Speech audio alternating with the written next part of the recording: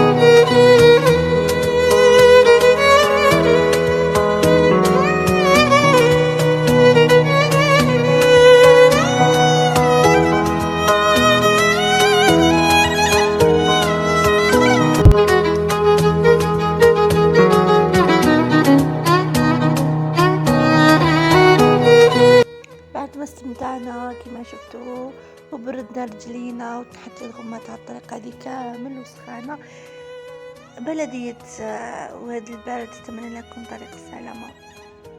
كان واحد المناظر ما شاء الله، كنت فريمون نستمتع بالهواء وتسمعي الكلام غير صوت العصافير. هذا ما كانش الحس، ما كانش الكلاكسون، بعيد عن ضجيج المدينة بأتم معنى الكلمة. واحنا في طريق راجعين بدأت تطيح الشتا، تبدل الجو كومبليتمون، رجع واحد البرودة هايلة.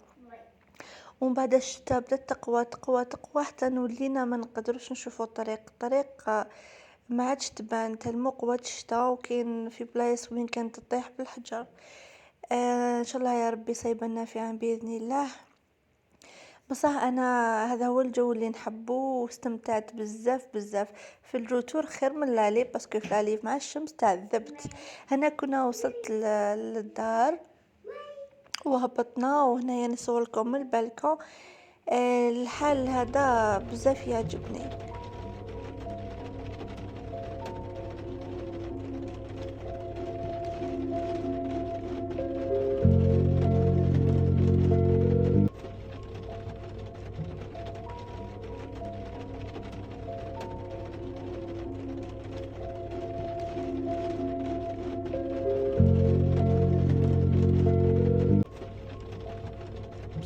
ما تنساوش تتهلاو لي في الفيديو هذه، خليولي جيم او كومنتير.